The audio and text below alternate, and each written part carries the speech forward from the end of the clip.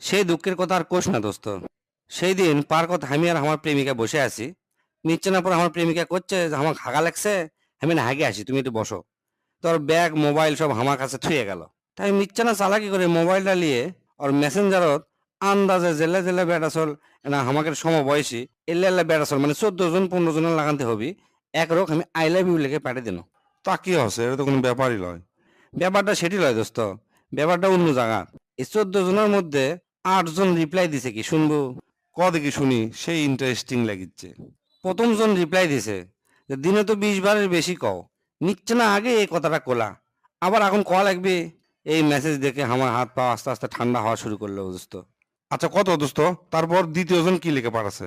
দ্বিতীয় জন পাঠাছে, I love you two সোনা, তোমার কি ক্লাস শেষ? তোমার তো বিকাল 5টার সময় শেষ হওয়ার কথা আসলো, এত তাড়াতাড়ি কেঙ্গা করে শেষ হলো? শোনো, 5টার সময় কিন্তু আমি পার্কে চলে আসবো, বুঝছো? এই মেসেজ পরে আমার মাথা ঘুরে উঠলো দোস্ত। তখন 3টা বাজিছিল, মানে আমার সাথে 2 ঘন্টা কথা কওয়ার পরেই 5টার দিকে এই চ্যানেলের সাথে দেখা করবে যাবি, ঠিক আছে? আর কসে যে ক্লাস করিচ্ছি।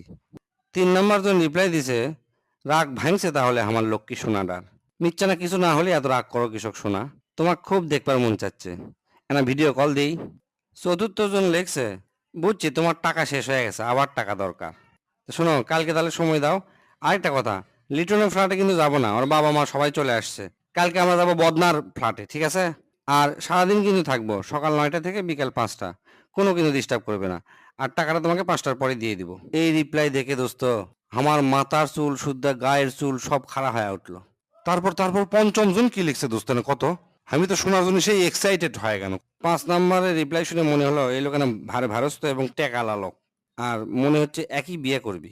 রিপ্লাই দিছে, এত লাভ ইউ করবা না, বিয়ের আগে এল্লা করা ঠিক লয়, এত দেখা করাও ঠিক লয়, যা হবি বিয়ার পর, বুঝছা? ষষ্ঠ জন লেখছে, এই আইডি এল্লা মেসেজ পাঠাবা না, আমার বড় আপু এই আইডি আমার সব সময় চেক করে, ফুস করে যদি আই লাভ ইউ দেখতে পারে তাহলে আমার অবস্থা খারাপ হয়ে যাবে। অতএব তুমি আমার অমুক আইডি এসএমএস দিবা, কাল তোমার খুব দেখবার মন চাচ্ছে, সময় হবে কি? সপ্তম জনের রিপ্লাই দেখে মনে হলো নতুন প্রেম শুরু করছে। উনি করছে, কতবার যে রিকোয়েস্ট করছি তোমাক আই লাভ ইউ বলো, আর আমি যে কতবার বলছি তার ঠিক নাই, তুমি হঠাৎ কি মনে করে আজকে আই লাভ ইউ বললা? আমি তো মনে হয় আকাশ থেকে ধপাস করে নিচে পড়ে গেলাম, এ খুশি আমি রাখবো কোথায়? জান কলিজার টুকরা, তুমি একবার বাড়ির বারান্দায় এসো, আমি রাস্তা থেকে তোমাকে এক পলক দেখে যাব। আর লাস্ট অষ্টম জন পাঠাছে, কি ব্যাপার, কালকে তো আমাকে ক্যাসাল হয়ে ব্রেকআপ হয়ে গেল, আজকে আবার আই লাভ ইউ লিখে পাঠালা? ভালোই, এই অভ্যাসটা খুবই ভালো, ভালো মেয়েরা কখনো রাগ পুষে রাখে না। শোনো, কালকে অমুক রেস্টুরেন্টে চলে আসো, আমরা খাওয়া দাওয়া করব, আর সামনে ঈদ, তোমার জন্য 4-5টা ড্রেস কিনে দেবো। এই 8 জনের মেসেজ পড়ে আমি চিন্তা করনো, আসলে তাহলে আমি কে, আমি এটি কৃষক বসে আছি।